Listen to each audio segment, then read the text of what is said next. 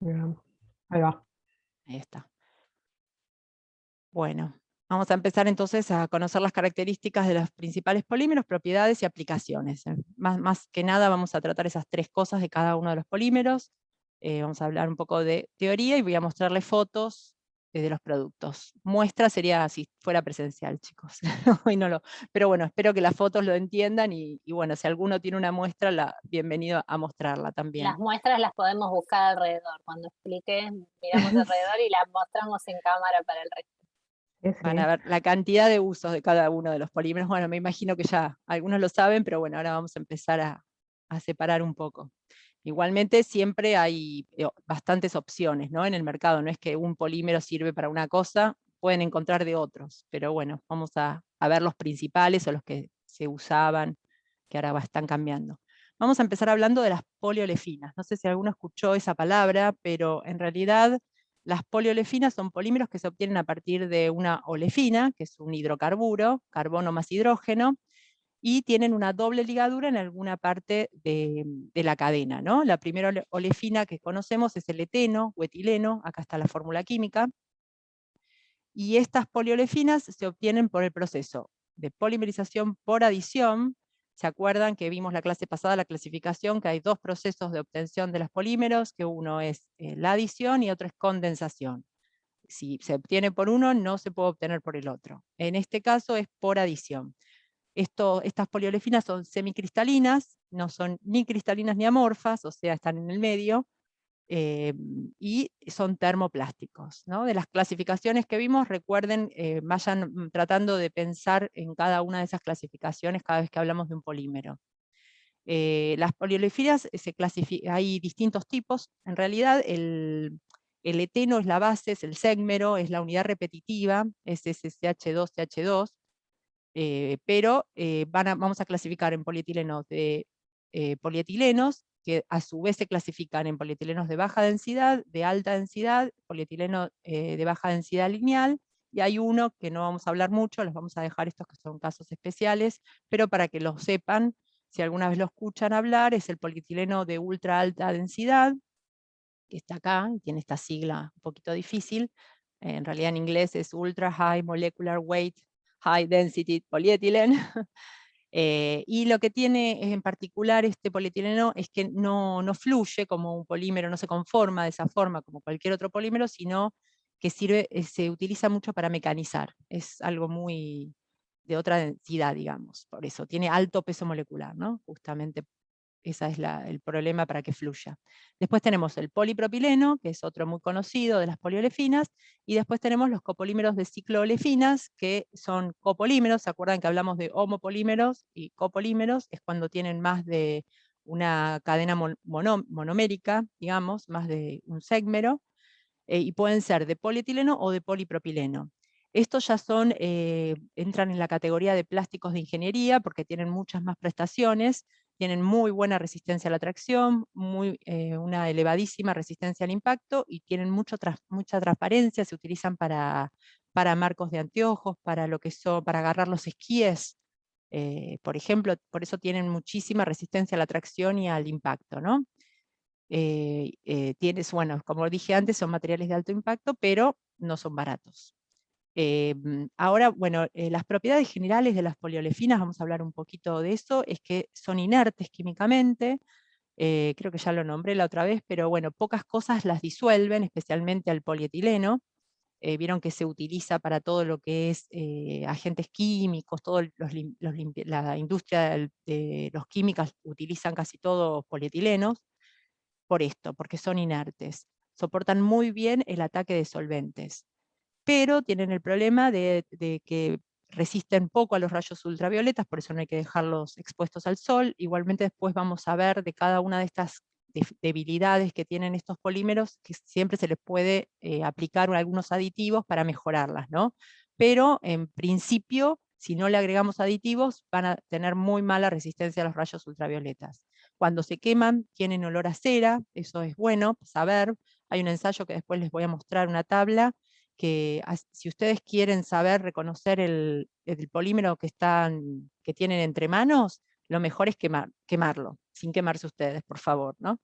pero es nada más lo queman y enseguida se huele el olor a vela. Es igual que una vela. Si ustedes huelen eso, ya descartan, por descarte es poliolefina, seguro. Después tienen que ver si es polietileno, polipropileno, pero bueno, ya empiezan por ahí.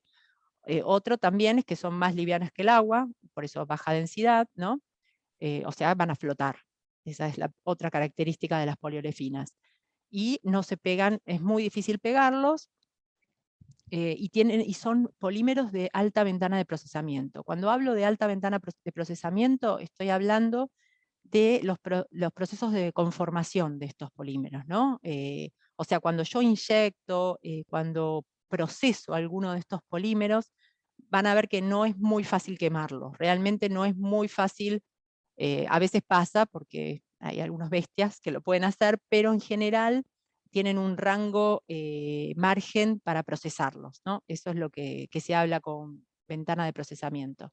Van a ver que, por ejemplo, el PVC, que es otro de los polímeros que vamos a hablar hoy, se quema muy fácilmente, o sea, se tienen que controlar muy bien los parámetros de la máquina para que no se queme ese polímero, mientras que las poliolefinas no, tienen un rango mayor.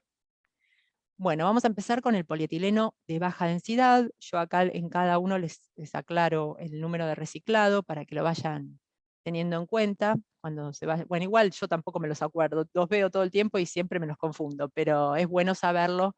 Aparte cuando ven, aunque sean las letras, ahí sí, ahí no pueden dudar. De baja es low density polyethylene, ¿no? En inglés, si no a veces lo van a ver como PEBD, que es polietileno de baja densidad en castellano, pero bueno, lo más común es esta sigla. Bueno, este polietileno se descubrió a comienzos de la Segunda Guerra Mundial. Unos químicos estaban probando en un reactor poner un monómero, y le pusieron un iniciador que era un peróxido, lo pusieron en un reactor a mucho calor, empezó a reaccionar, y cuando abrieron el reactor se dieron cuenta que sacaron una resina que era con olor a vela, todo lo que les dije recién, y empezaron a verlo en el microscopio y se dieron cuenta que era un múltiplo del etileno, ¿no? Que era el polímero que habían puesto. Volvieron a intentar hacerlo y no consiguieron volver a tener el mismo producto, pero después encontraron moléculas de oxígeno también. Entonces se dieron cuenta que al agregar oxígeno en la reacción obtenían este polímero. Y de ahí surgió el polietileno. La reacción química se llama, no me quiero meter mucho en la química, pero para que sepan, se llama por radicales libres.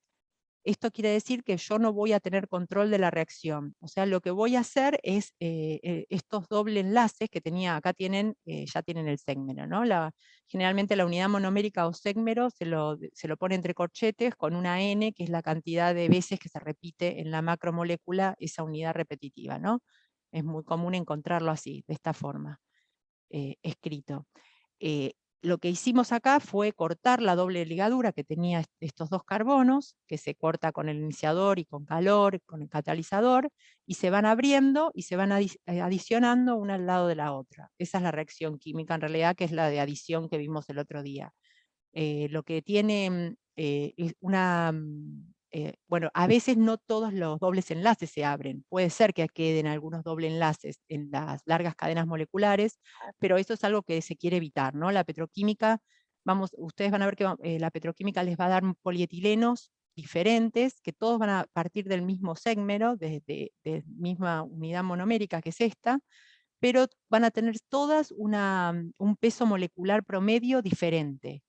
Entonces eso lo que hace es que van a tener distintas propiedades. Cada petroquímica va a obtener su producto, su polietileno, en función de las propiedades que el cliente le busca, ¿no? Va a ser un portfolio de productos que va a vender, que tenga mejores características para los films, por ejemplo, mejores características para otros productos. Pero la idea un poco es eso, que vamos a tener varios pesos moleculares diferentes, pero vamos a partir, aunque partamos del mismo monómero, ¿sí? Vamos a tener distintos productos. Esto va a depender de las cadenas moleculares. En realidad casi todas las propiedades diría, dependen de estas cadenas moleculares. Entonces vamos a obtener moléculas lineales con ramificaciones laterales más o menos largas. Después les voy a mostrar un grafiquito donde se ve la diferencia entre estas moléculas lineales con ramificaciones medio como ramas. ¿Vieron? Imagínense una rama de un árbol con las ramificaciones abiertas. Bueno, así es el polietileno de baja densidad. Lo importante es que tiene la densidad en 0,92 gramos sobre centímetro cúbico. Para producir estos polietilenos de baja densidad se necesitan reactores con muy alta presión. Esto implica plantas de alto consumo, con un alto costo de instalación y de mantenimiento, ¿no? Obviamente. Por esto, después vamos a ver que por eso siguieron investigando los químicos para el polietileno de alta densidad, ¿no? Pero en principio tiene características muy buenas estos polietilenos de baja densidad y por lo tanto justifica esta monstruosidad de reactores y de compresores para aumentar mucho la presión que necesitan los reactores para polimerizar estos polímeros, ¿no? Bueno, vamos a las propiedades del polietileno, las más importantes son las que soportan muy bien el ataque de álcalis concentrados, como dijimos antes. Es el más barato de todos los polietilenos, es un commodity obviamente, y es el que tiene menor densidad. Tiene muy buena soldabilidad térmica, por eso se usa mucho para el packaging, para los films, la parte interna del film, que es la que se va a soldar después. No tiene muy buenas propiedades físico-mecánicas y muy buena resistencia dieléctrica. Por eso se usa para los cables de televisión, ¿no? Los que traen televisión, después vamos a ver algunos de los usos. Tiene un coeficiente de rozamiento muy alto. Esto implica, ojo acá porque siempre se confunden, cuando hablamos de coeficiente de rozamiento alto, eso implica que no va a resbalar, ¿sí? Porque tiene muy alta fricción, digamos. No es fácil que resbale. Para esto después se agregan aditivos deslizantes para los casos que necesitamos que un paquete deslice o no deslice sobre otro, ¿no? Bueno, y ya hablamos de la pésima resistencia a los rayos UV, como todas las poliolefinas. Acá tenemos algunas de las aplicaciones de este polímero, de estos polietilenos de baja densidad. Una de las más importantes es que sirven para los films termocontraíbles, los que se usan para los packs de botellas, de latas. Acá tienen algunas fotitos. Las tapas de los Tupperware, si ustedes se fijan, son bastante más flexibles que la parte del contenedor. Después tenemos algunas tapas de gaseosas. El lado de adentro de las botellas de aceite, las que arrancamos para abrirlo, esa que es muy blandita, esa es de polietileno de baja densidad. Después tenemos los pomos de cosmética. En general estos pomos o tubos son una mezcla, en general no son solamente de polietileno de baja densidad. Si ustedes los tocan y los ven gomosos y más flexibles, seguramente tienen más polietileno de baja densidad. Cuanto más rígidos y más duros es que le están agregando polietileno de alta densidad. Pero eso después lo vamos a ver, pero en general es una mezcla de los dos. Después tenemos las bolsas de productos baratos, como el azúcar, la polenta, el pan rallado, fideos de quinta marca. Vieron que son las bolsitas, las de menor calidad, digamos, de impresión, por ejemplo, esas son de polietileno de baja densidad. El pan lactal es muy común, que también esté hecho en este polímero. Los separadores, algunos de estos separadores, encontré algunas fotitos ahí de manzanas, de frutas. Estoy tratando de ver si me queda alguna.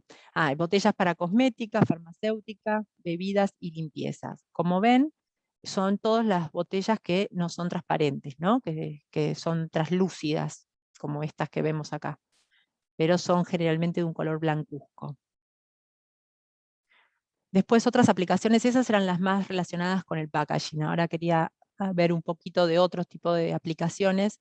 Tenemos el corcho de la Virome Vic y el tubito que va adentro. Si ustedes tienen cerca una Virome Vic, van a ver que si tocan el tubito y el corchito, van a ver que van a poder poner la uña adentro. Eso quiere decir que es bastante flexible, eso es polietileno de baja densidad. Después hay juguetes baratos, los que están adentro de las piñatas, que son los blanditos, esos son todos de polietileno de baja densidad. Acá les puse una foto del cable coaxil, la parte blanca, esta que se ve acá en la foto, eso es polietileno de baja densidad, porque ya dijimos que tenía muy buena resistencia dieléctrica, entonces por eso se utiliza ahí. es como un aislante, ¿no?, del cable, pero igual ven que acá está cross-linkeado, se llama crosslink, porque esto quiere decir que por una reacción química probablemente se entrecruzaron las moléculas y esto hizo que en vez de un termoplástico lo convertimos en un termorrígido. ¿Se acuerdan que la diferencia era que cuando los quemamos no va a fluir, cuando le aumentamos la temperatura, ni cuando le hacemos un esfuerzo de corte se va a quebrar? Bueno, eso es para aumentar la resistencia mecánica del polietileno de baja densidad, justamente, que es lo que es más pobre, este polietileno. Entonces, ¿qué hacemos? Lo reticulamos para aumentar esa resistencia. Después tenemos el silobol, los famosos silobolsas, que están rompiendo todos, parece. Esos son también de polietileno de baja densidad. Después vamos a ver porque esos están en la intemperie, ¿no? Se preguntarán cómo puede ser que resistan los rayos ultravioletas. Bueno, después vamos a ver qué se le pone a los productos para mejorar el tema de la resistencia a los rayos ultravioletas.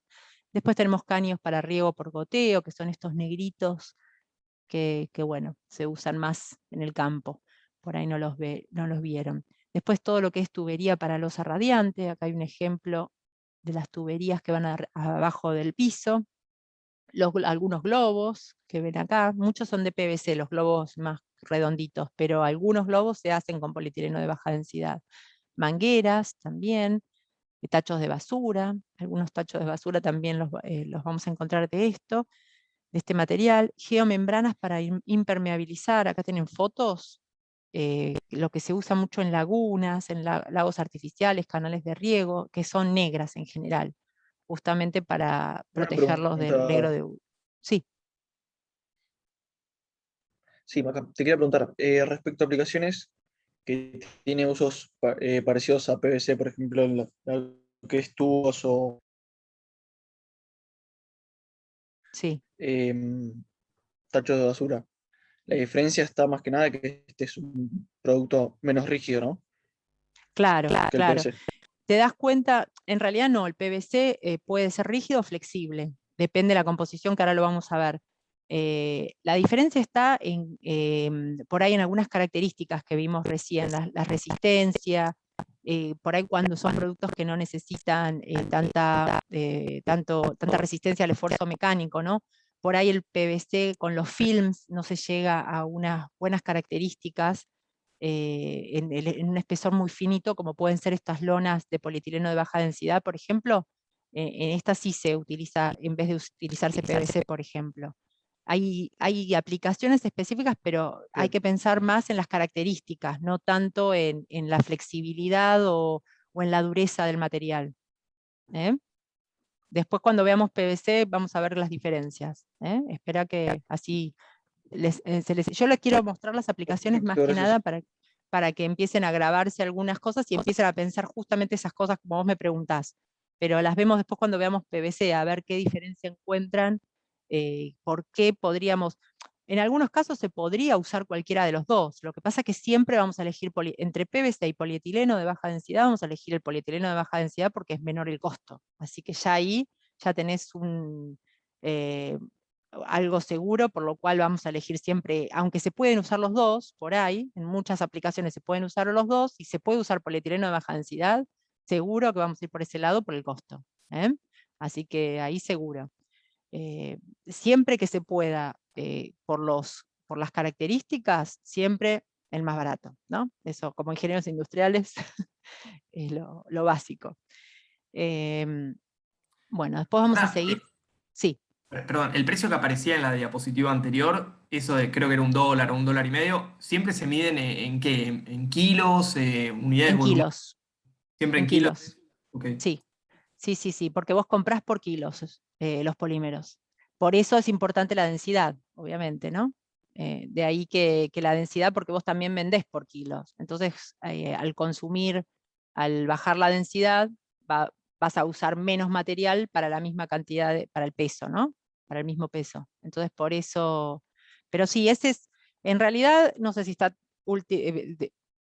actualizado completamente. Yo sé que hace unos años era eso, lo que pasa es que habría que mirar bien, pero como es un commodity, generalmente entre $1 y $2 el kilo probablemente esté, no creo que haya aumentado tanto, por eso siempre es el precio en dólares, ¿no? para que no lo afecte igual la inflación en todo el mundo, pero en principio debería ser parecido a ese precio. Bueno, como les decía, la instalación de polietileno de baja densidad es muy costosa, entonces empezaron a buscar algún otro tipo de método para poder polimerizar un polietileno, un polietileno, y encontraron esta metodología. Ay, cómo me cuesta sacar esto. Otra metodología que es en fase acuosa, ¿no? Es en solución. ¿Se acuerdan los métodos? Había un método que era en solución, que lo que hace es disminuir la presión de los reactores, ¿no? Voy a trabajar con presiones más bajas que para el polietileno de baja densidad. Para esto inventaron unos químicos, un sueco y un italiano, Ziegler y Natta, inventaron unos catalizadores que son organometálicos, que son de material, ¿cómo se llama? Usa oro, plata, o sea, son metales preciosos en realidad los que se usan, por eso son muy caros, y generalmente estos catalizadores se pueden reutilizar, pero tienen su vida útil, ¿no? No se pueden reutilizar muchas veces, algunas pocas nada más. Pero bueno, lo importante es que con este método, que es un poquito más mejor, no tiene tantas presiones y no tiene tantos costos de mantenimiento, se logra unas moléculas lineales largas, pero tienen pocas o cortas ramificaciones. Acá van a ver la diferencia de una cadena de alta densidad y una cadena de baja densidad. ¿Vieron que yo les dije que se parecía la de baja densidad a una rama? Bueno, justamente por eso es de baja densidad, porque yo en un mismo volumen voy a poder meter menos de estas cadenas, ¿no? Porque al tener las ramificaciones es como tratar de meter en un recipiente una cadena, una rama de árbol, me va a costar más, voy a meter menos que si fuera una cadena con ramificaciones cortitas como es el de alta densidad. Por eso la densidad es menor en el de baja. Si lo piensan por ahí y también van a ver que es más fácil de entender. Después, por eso la densidad es 0,96 contra 0,92 que era el de baja densidad. Las propiedades del polietileno de alta densidad es que es más duro y es más rígido que el de baja, tiene un módulo de rigidez más alta, mayor resistencia a la tracción y al desgarre, o sea, tiene mejores propiedades mecánicas, desliza más que el otro, tiene un coeficiente de rozamiento bajo, y también es menos transparente que el polietileno de baja densidad. Acá, por ahí estos son fotitos de los pellets, ¿no? Cuando vean los pellets, esa es un poco la diferencia entre un polietileno de baja y un polietileno de alta. Como tiene mayor grado de cristalinidad, el polietileno de alta densidad que el de baja, y dijimos que cuanto más cristalino, menos transparente, por eso este es menos transparente que el anterior. Y también tiene menos carga estática, que ese es un tema importante que después lo vamos a ver a la hora de conformarlos, porque si ustedes pasan por una máquina de polietileno, seguro que una patada van a recibir probablemente. Pero bueno, hay formas de mejorar eso, ¿no? Ahora vemos algunas de las aplicaciones también para este polietileno de alta densidad. Tenemos bolsa de verdulero, bolsas y separadores para freezer, separadores de fiambres, bolsas de supermercado, envases en general. Si quieren ver la diferencia, para darse cuenta fácil de una bolsa cuando es de polietileno de baja o polietileno de alta, es porque ¿vieron las que se compran los juguetes, por ejemplo, que cuando las hacemos así crujen y hacen ruido? Bueno, esas seguro que son de alta densidad. Las que son más flexibles son las de polietileno de baja. Lo que pasa es que, bueno, la bolsa de verdulero, obviamente, que es muy flexible, pero eso es por el espesor, ¿no? También tiene que ver el espesor, no solo el polímero. Bueno, envases en general, vamos a ver que son también, se usan mucho para soplar, todo lo que es soplado, se usa el polietileno de alta densidad.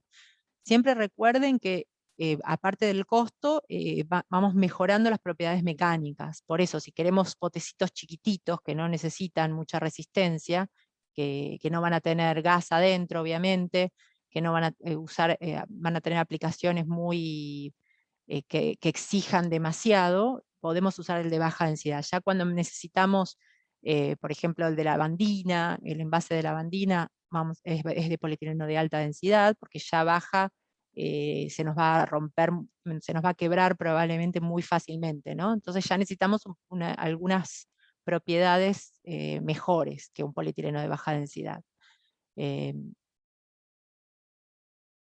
Después, aparte de lo del packaging, tenemos juguetes para chicos, se utiliza mucho el polietileno de alta densidad para todo este tipo de juguetes, triciclos que ven ahí.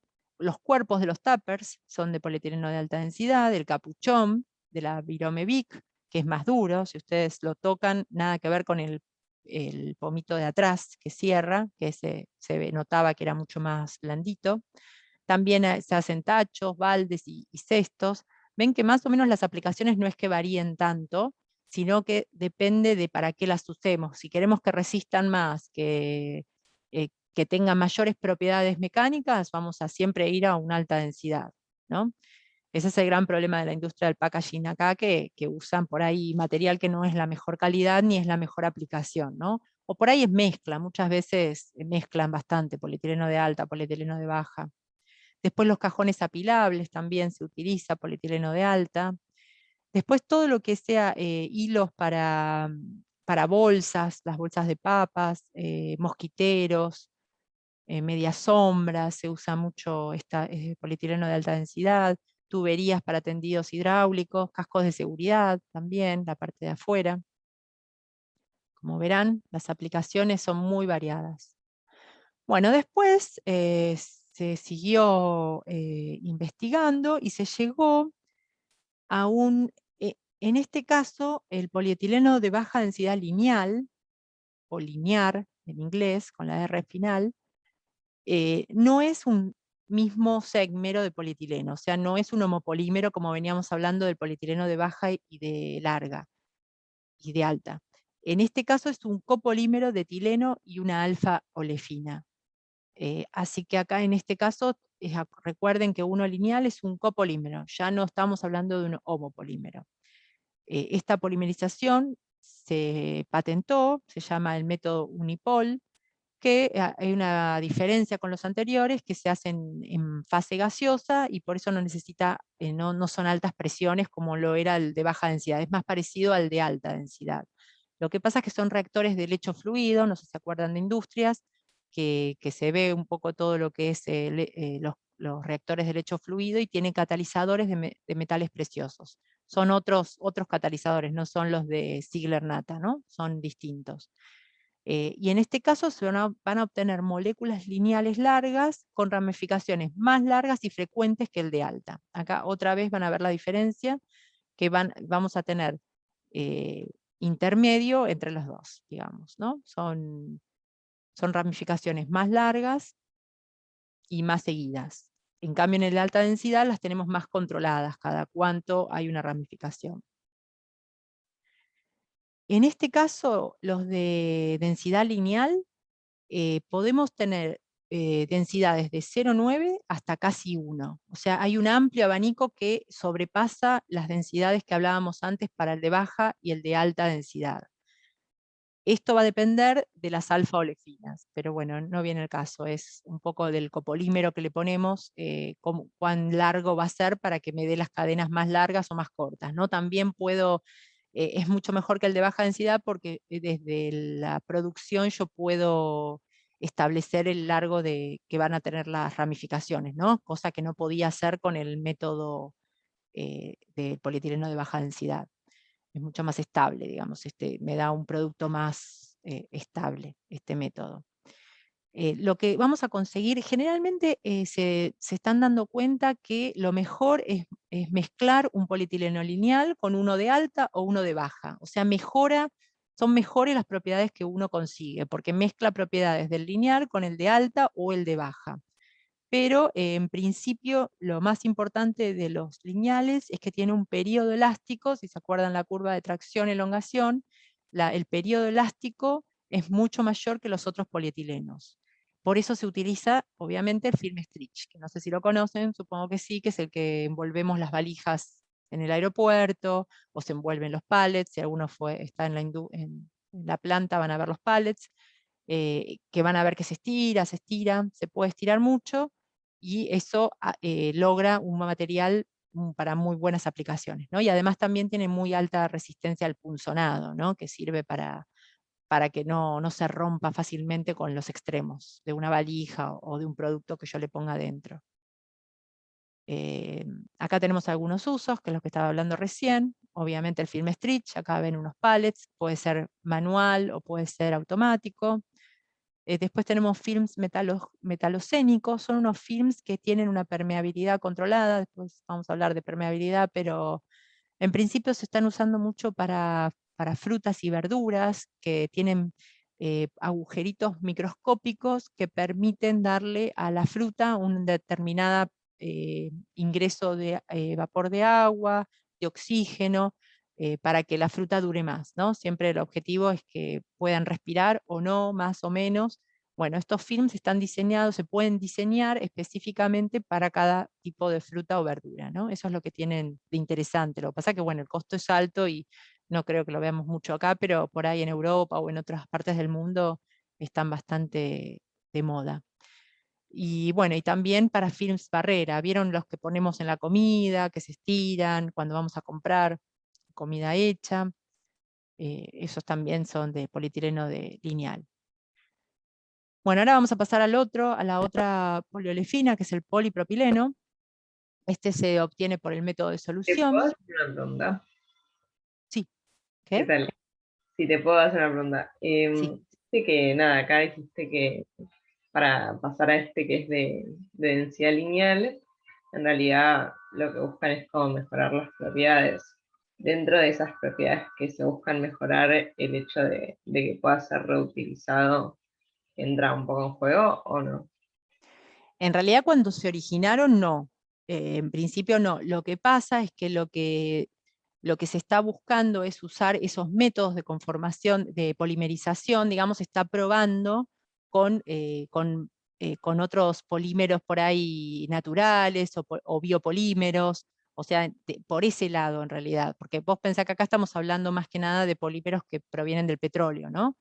Que las cadenas poliméricas. Entonces la idea es usar estos mismos, el método Unipol, el método en solución, viste, todos los que estamos hablando un poquito por adición, pero en otro tipo de polímeros, ¿no? Y adicionándole, en realidad, bueno, después cuando veamos un poco lo que son biopolímeros y toda la clasificación y todas las diferencias, van a ver que muchas veces lo que se le agrega son aditivos que vayan cortando las cadenas moleculares.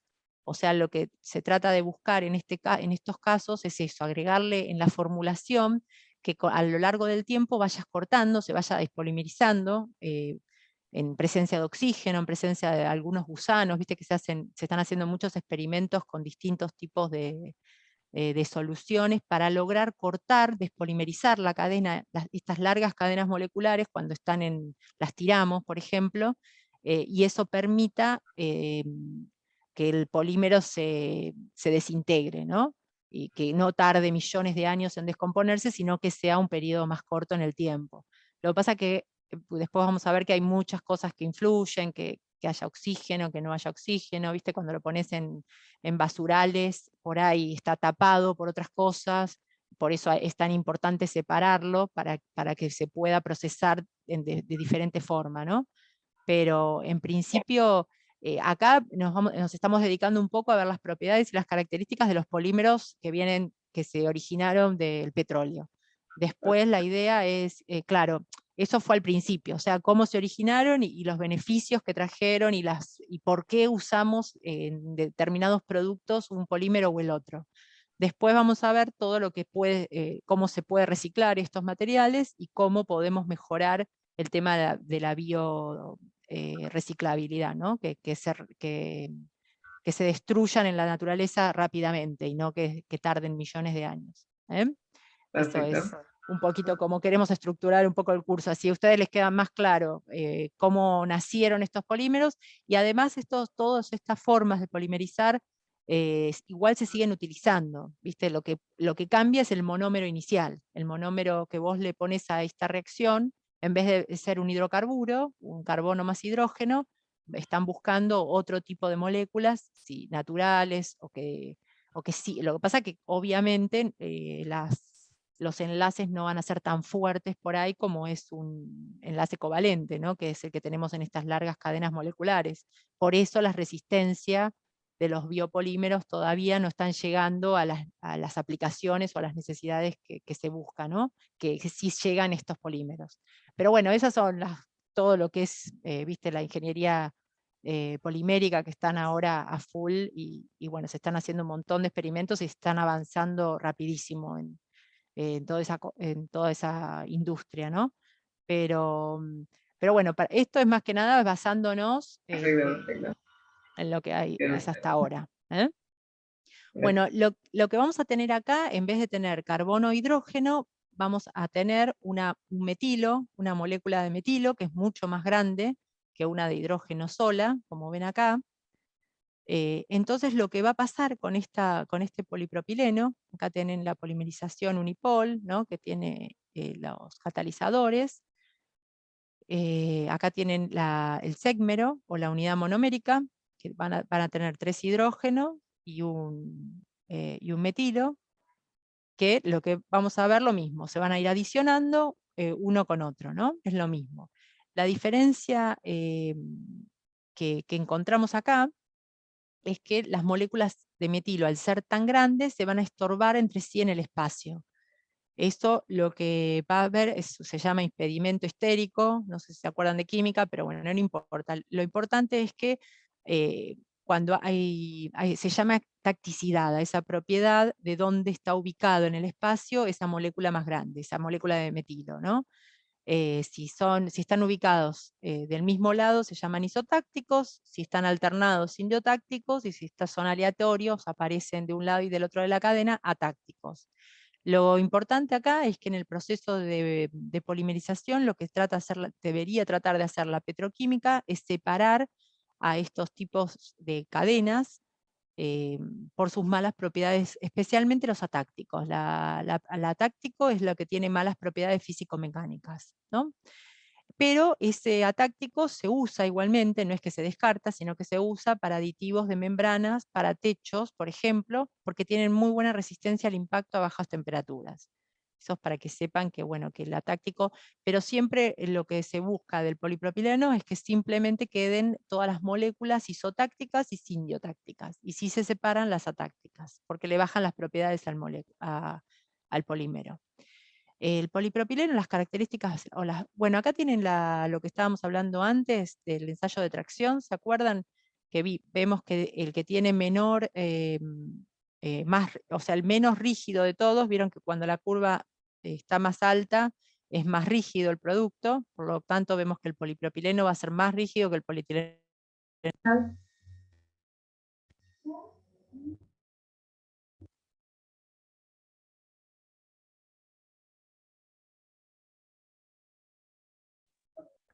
No, no se escucha.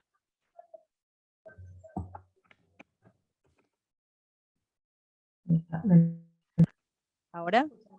¿Ahora? Sí. Ah, bueno. Sí, estoy ahí. Me falla esto. Bueno, bueno, acá estábamos viendo la curva esta que tenemos, que es más rígido el polipropileno que el polietileno de alta y después el polietileno de baja.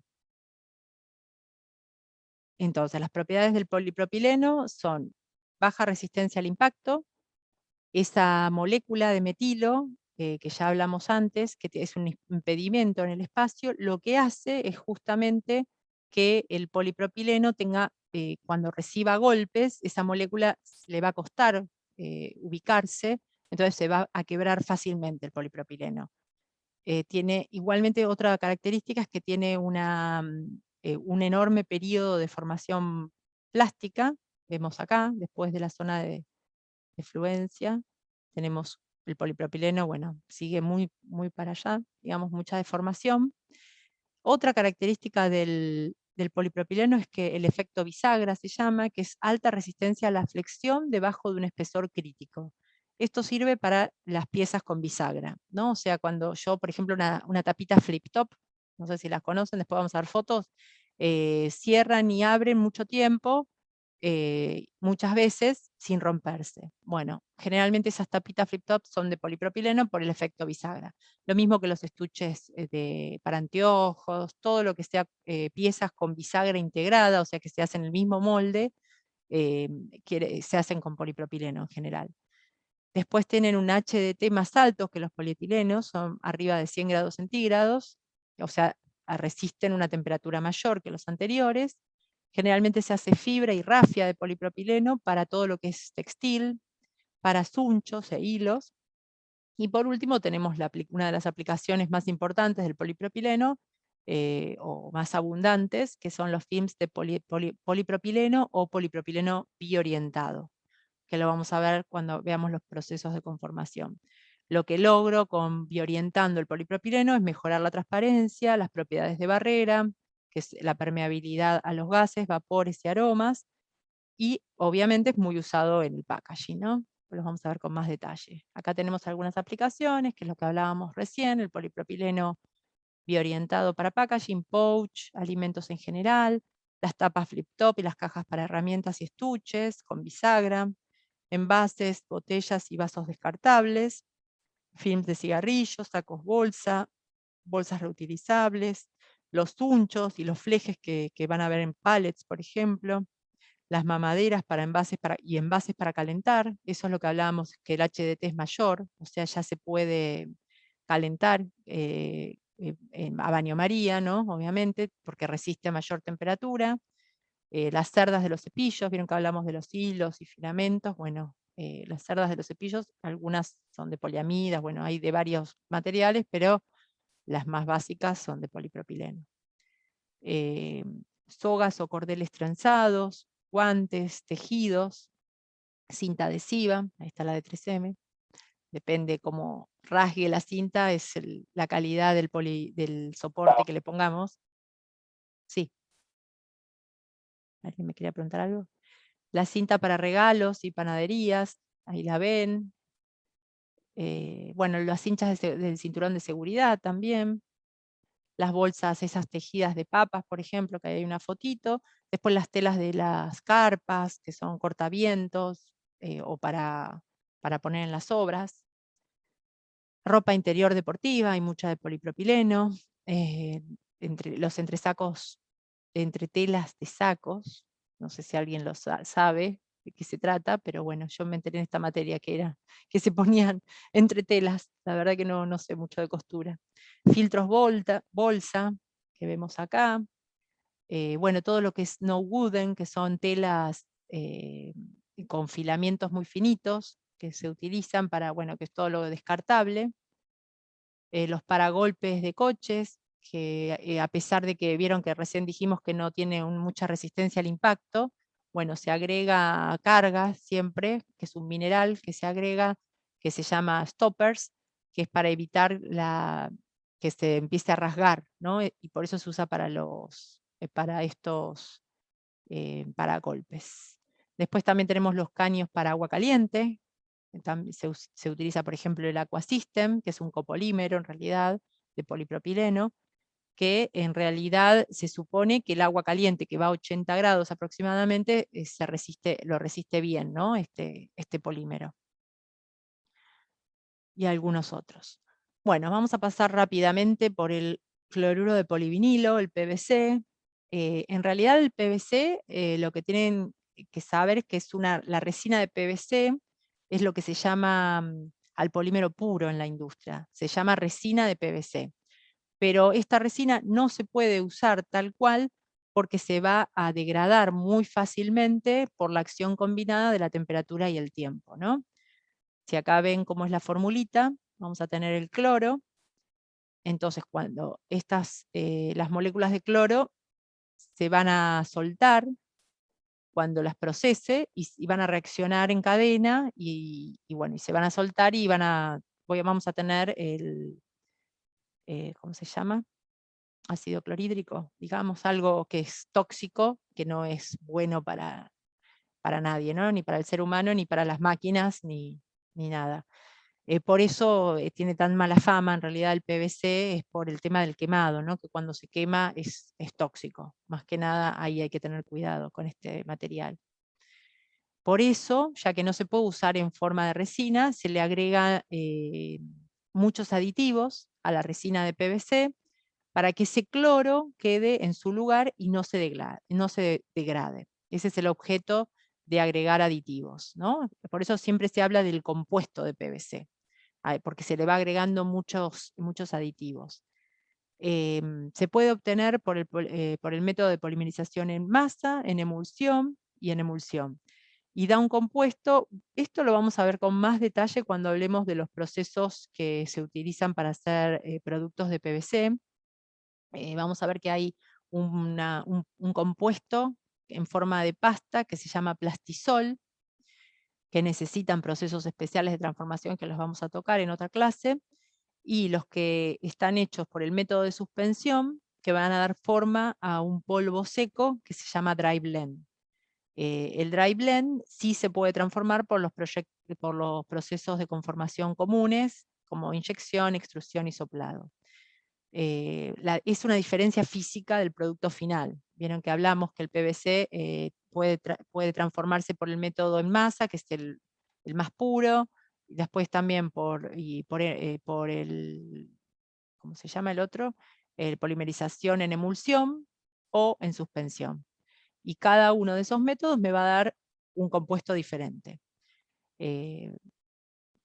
Las propiedades es que la densidad del PVC ya es mayor al agua, mayor a la del agua, 1,3, 1,4, por lo tanto se va a hundir cuando yo ponga una pieza de PVC. Es muy fácil darse cuenta, si es una poliolefina o un PVC, lo pongo en agua y si se hunde es PVC. Después tenemos PVC rígido y PVC plastificado, que van a depender de los diferentes aditivos o cargas que yo le agregue al compuesto. Y bueno, ahí hay unos precios, tómenlo con pinzas porque por ahí no están totalmente actualizados. El compuesto de PVC vamos a formarlo por una resina de PVC y a esa resina le vamos a agregar estabilizantes térmicos primarios y secundarios, que lo que van a hacer es tratar de agarrar al cloro que vimos antes, ¿no? Para que no se degrade. Eso es lo importante de los estabilizantes térmicos, que ya dijimos. O sea, vieron que el PVC acá aclaramos que se degradan por acción combinada de temperatura y tiempo. Para tratar de que no se degrade por temperatura, se le agregan distintos estabilizantes, que son bastante caros, obviamente, y lo que hacen es, el estabilizante primario lo que hace es tratar de que no se degrade, rodea al cloro para agarrarlo bien a la molécula, y el secundario retarda esa extracción del cloro, digamos, actúan en combinación. En algunos casos, generalmente el PVC lo que hace es que se pone amarillo. Vieron que por ahí ven chapas de PVC que en un tiempo se empiezan a amarillear, entonces de esa forma, con el secundario, se trata de extender el periodo en que dura las propiedades del PVC. Y además, como dijimos, que también tiene que aguantar la fricción de la máquina, la resistencia al corte que le da. Entonces, ¿qué le ponemos? Lubricantes, ¿no? Lubricantes, que vamos a poner lubricantes internos y externos. Hay lubricantes que van entre las cadenas moleculares para prevenir la fricción entre cada una de las moléculas, y también externos contra la máquina, ¿no? Son lubricantes para disminuir la fricción entre el polímero y la máquina, las partes metálicas de la máquina. Después tenemos pigmentos sólidos que se le pueden agregar y cargas sólidas no reforzantes, ¿no? Cargas siempre en el PVC es muy común que haya. Obviamente desmejoramos las propiedades, ¿no? Pero para el costo siempre se agregan no reforzantes. Ahí tenemos con estos aditivos primeros que les agregamos, tenemos el PVC rígido, que van a ver que es duro, que es rígido, que es poco elástico. Ahora vamos a ver productos que están hechos con estos PVC, pero piensen en una tarjeta de crédito, por ejemplo, es un PVC rígido, el caso más común. Y después, si queremos conseguir un PVC plastificado, que va a ser suave, blando, esponjoso, más elástico, le tenemos que agregar, lo más importante, mejorador de impacto, plastificantes primarios y secundarios, cargas líquidas, esponjantes, y perfume también le podemos agregar, pero estos son todos optativos los últimos. Los importantes son los plastificantes y el mejorador de impacto, porque ya dijimos que el PVC tiene muy mala resistencia al impacto, ¿no? Estos son los aditivos. Después, cuando veamos un poco más de procesos, le voy a detallar un poquito más qué se le agrega, pero no me quería ir mucho porque si no, no me alcanza la clase. Acá vamos a ver las principales aplicaciones. Las etiquetas termocontraíbles también se pueden hacer de PVC, son las más rígidas, son las que se usan más que nada para el Temper Evident. Vieron que es duro de sacar, de rasgar. Bueno, el más durito, ese es PVC generalmente. Después, para envases también de PVC, antes son muy transparentes. El PVC se hace en envases transparentes, como ven acá algunas fotos. Lo que pasa que por el tema de lo tóxico, al quemarlo, se están eliminando de la industria de los alimentos y de los cosméticos especialmente, ¿no? Y el cling film, que es muy parecido ¿vieron? Al film stretch que vimos antes del polietileno lineal. Bueno, también tenemos de PVC ese film. Puede haber de uno o del otro. Depende de las propiedades que le queramos dar a ese film, vamos a hacerlo con un producto o con el otro. Lo que tiene el PVC es que también tiene muy buena adhesión, ¿no? Pero también se lo tiene que componer de una determinada manera para lograr las propiedades que buscamos para el producto final. Después, otra aplicación muy importante son las biomédicas, que las hablamos, que por el método Massa, que es muy puro. Las bolsas de sangre, los blisters para las pastillas también se hacen con PVC, la parte de termoformada, ¿no? La burbuja. Después todo lo que es perfilería, ¿no? Acá tienen fotos de perfilerías para cables, cable canal, mangueras, cables, todo esto es PVC. Después acá tenemos las cortinas para enrollar, persianas, tarjetas de crédito, que es lo que le hablaba, estos son ya PVC rígido, botas impermeables, guantes, telas, cueros vinílicos, los asientos de los autos son de PVC, obviamente, las cortinas de baño, el papel vinílico, los muñecos, como en Mi Pequeño Pony, bueno, los que son elásticos, esos seguro que son de PVC plastificado. Sandalias están reemplazando el PVC mucho al caucho, vieron que en Brasil especialmente se utiliza mucho PVC, por eso les hablaba antes de perfumes, ¿no? En Brasil se agrega perfume a los zapatos, justamente para mejorar los aromas. Después lonas y telas impermeables para carpas, acá tienen para piletas, para camiones, también estas telas son de PVC. Y bueno, y el último polímero que vamos a ver hoy, rápidamente, es el poliestireno, que esta es el 6, es el número del poliestireno. Son termoplásticos también, son obtenidos por adición, por método de polimerización en masa, son polímeros amorfos, por lo tanto, si son amorfos, transparentes, ¿no? Y son aptos para inyección, para extrusión y para prácticamente todas las tecnologías más comunes que vamos a tratar de ver durante el curso. La unidad monomérica o el ségmero es un anillo bencénico, lo ven acá en la fórmula. Por lo tanto, es muy parecido a los que vimos antes. Por ejemplo, el polipropileno tenía el grupo metilo, el PVC tiene el cloro, y este va a tener un anillo bencénico. El más básico de todos los poliestirenos es el poliestireno cristal, que es un material de muy mala calidad, tiene muy baja resistencia al impacto, de nuevo por lo mismo, porque ese anillo bencénico en el espacio va a hacer que cuando se golpea ese polímero no va a poder amortiguar el golpe, entonces se va a quebrar muy fácilmente este poliestireno. El módulo de rigidez es mayor, el material es más rígido todavía que las poliolefinas, por ejemplo, y tiene una densidad de 1 a 1,05, ¿no? Lo que pasa es que es muy amplia, todos los materiales que ustedes van a ver, los polímeros de poliestireno son muy diferentes, porque aparte de poder ubicar este anillo bencénico en los diferentes lugares de la cadena, también podemos sustituir 2 o 3 hidrógenos de ese anillo benceno por ejemplo, un grupo metilo. Y en ese caso vamos a tener estirenos sustituidos, ¿no? Puedo generar copolímeros de estirenos puros con estirenos sustituidos. Eso me va a mejorar la transparencia, va a mejorar el HDT, va a mejorar el punto VICAT, o sea, todas las propiedades del poliestireno los va a mejorar, ¿no? Cuando vaya haciendo copolímeros. Para que soporten mejor la temperatura, que bajen que sea más flexible el producto. Voy a tener infinidad de cadenas y de fórmulas químicas, ¿no?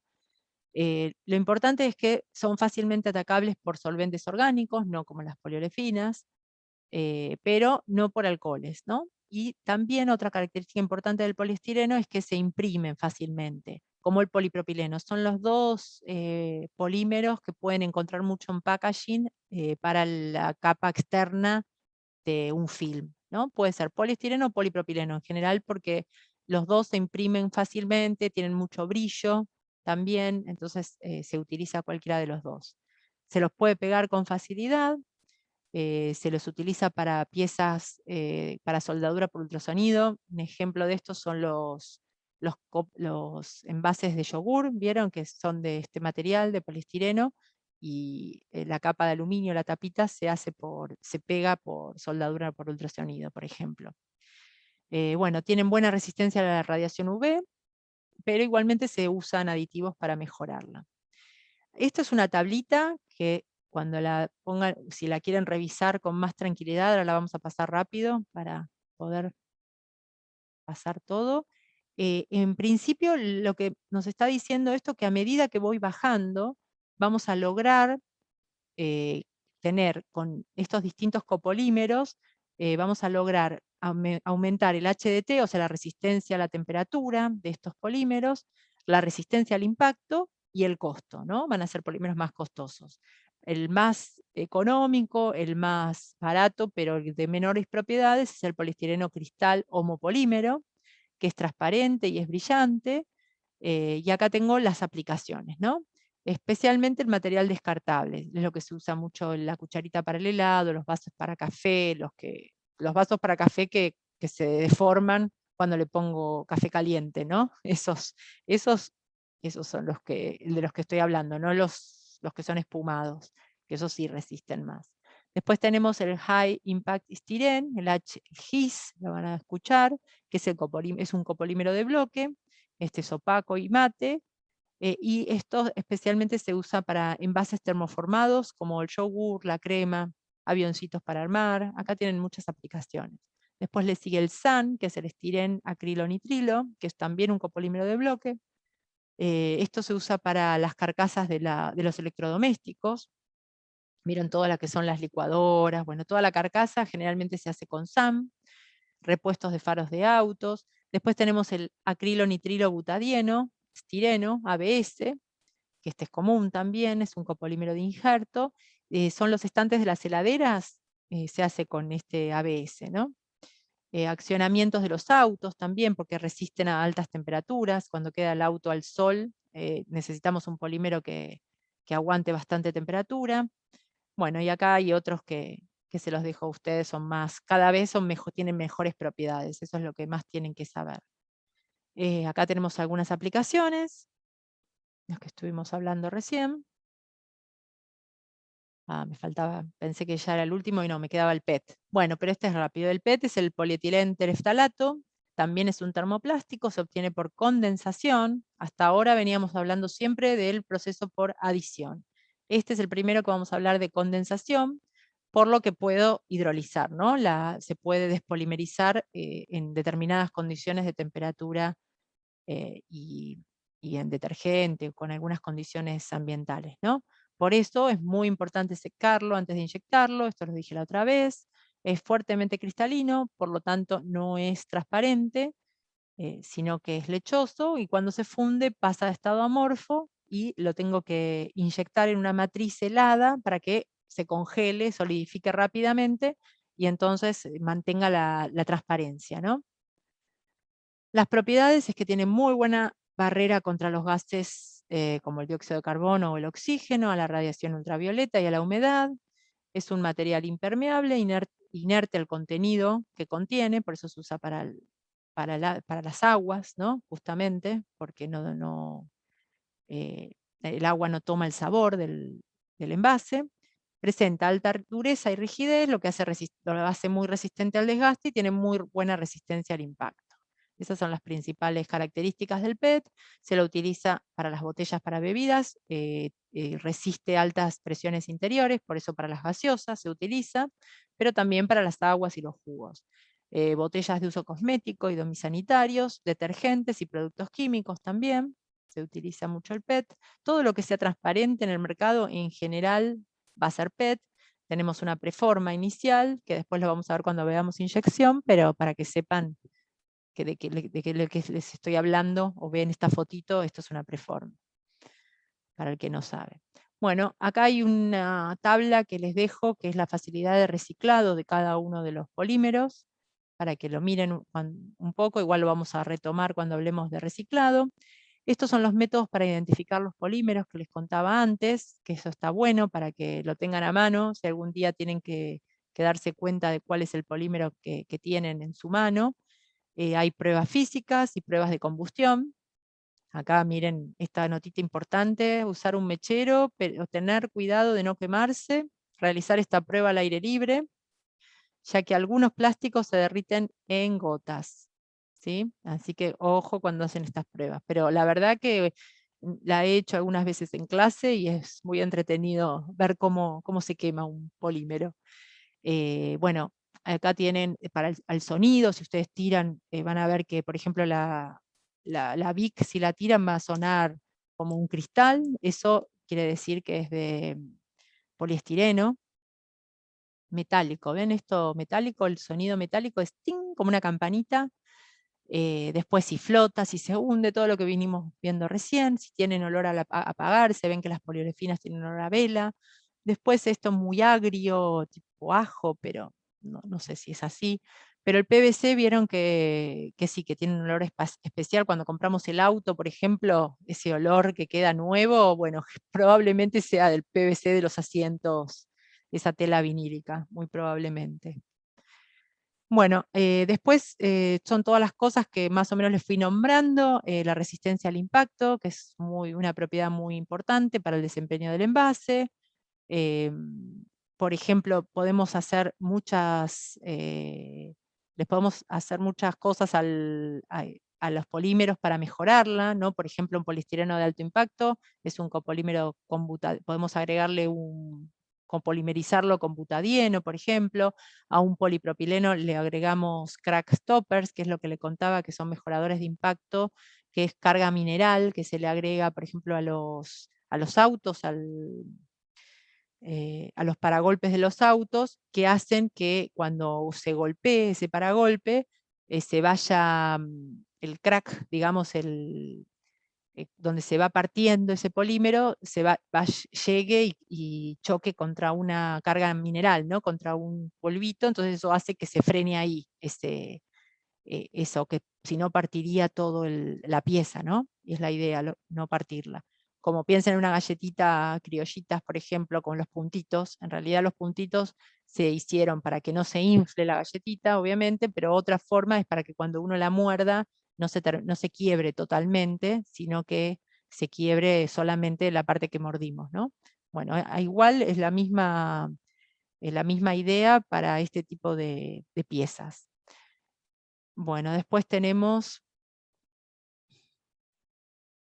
otra propiedad, que son las propiedades térmicas de los polímeros. Estas son temperaturas importantes a conocer, que es el punto de fusión, que es el melting temperature, el punto de transición vítrea, que es la temperatura por debajo de la cual la zona amorfa pierde la movilidad estructural de las cadenas poliméricas y se transforma en un polímero rígido.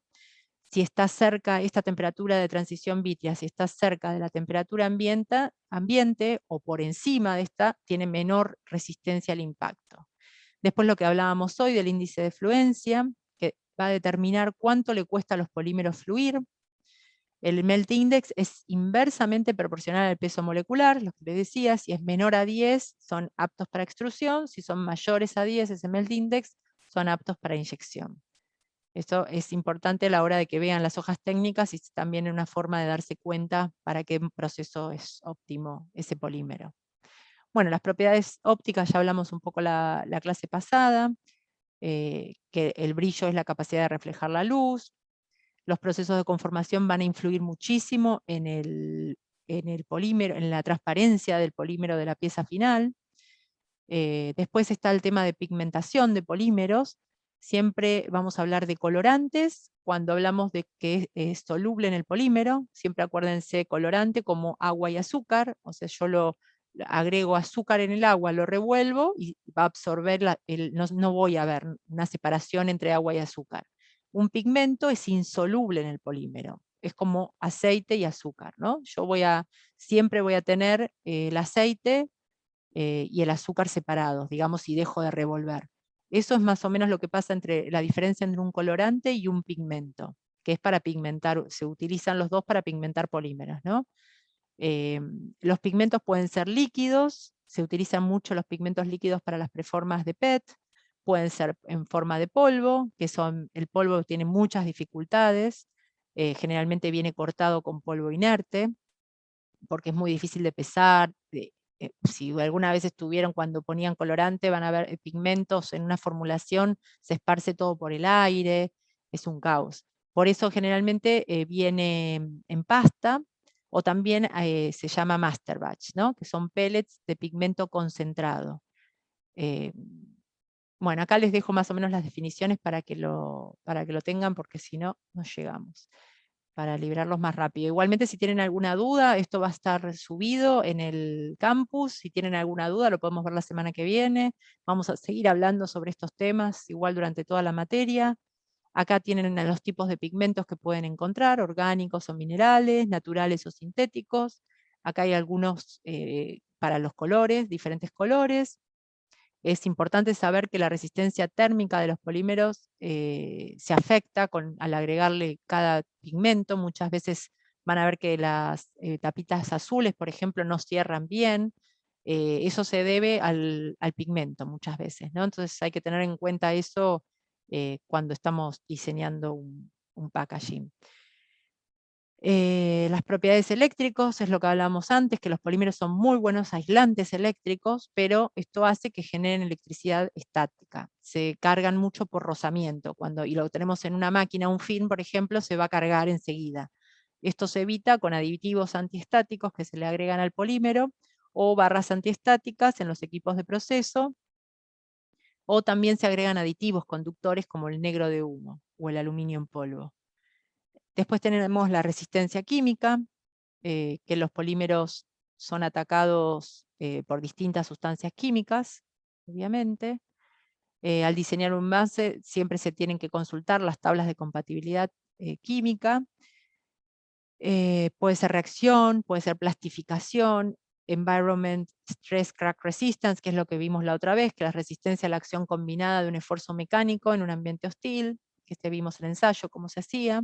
Después tenemos la radiación ultravioleta, que es lo que hablábamos antes, que se degradan los polímeros en presencia de la radiación UV, y en ciertas aplicaciones entonces agregamos aditivos que absorben esa radiación, como el negro de humo, que es carbono, y si no hay unas HALs que se llaman, que son absorbedores también de luz ultravioleta, pero que son más caros que el negro de humo, ¿no? Por eso van a ver que todo es negro, porque obviamente el negro de humo es negro. Entonces, si le agregamos eso, la pieza final sí o sí va a ser de ese color. Si queremos una pieza que sea transparente o que sea de otro color, vamos a tener que agregarle otros absorbedores que son un poco más caros.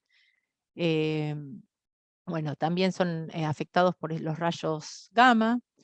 Y después tenemos distintas propiedades, les dejo varias tablas con todo tipo de material, aluminio, acero inoxidable, polietileno, para que vayan comparando y vayan fijándose las diferencias, las diferentes características de cada uno.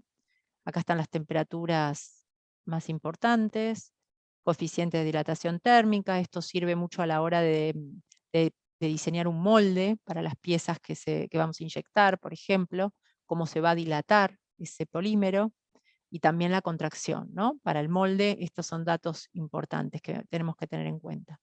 conductividad térmica,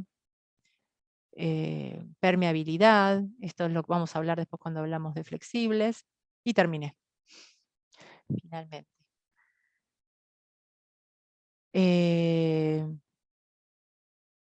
Ahora, ay,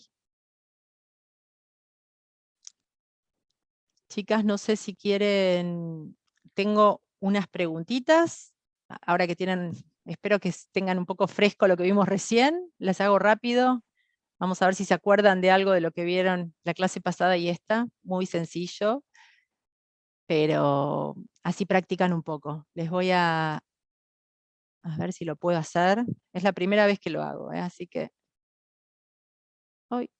¿Qué pasó? Me parece que no me va a salir. Me dice que Borraron.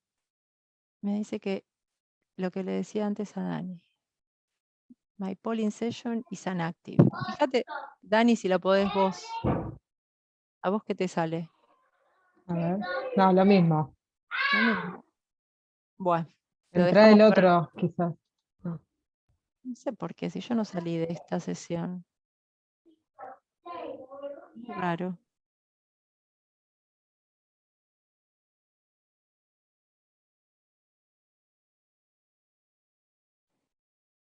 A ver si vuelvo a entrar.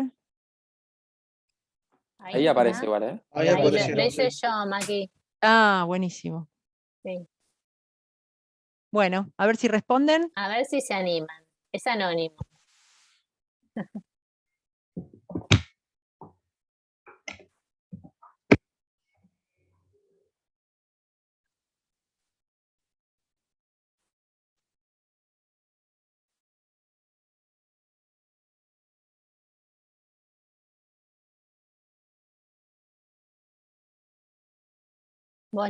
Ahí están votando porque no me aparece nadie. Alguien mandó. Sí. Tómense su tiempo, total. Acá no es rapidito. Ahí participaron 2. ¿Se ven los resultados o los veo yo solos? Yo no veo nada. No, Ah, perfecto. creo que Maru después vos los tenés que pasar, cuando termines el Ujú. poll. ¿Vos entraste con tu usuario, Maru? No, estoy Ah, con el Zoom host. Y me apareció ahí abajo. La verdad que no lo había visto antes cuando lo probaron ustedes. Ya contestaron 7 de 18. Bien. 8.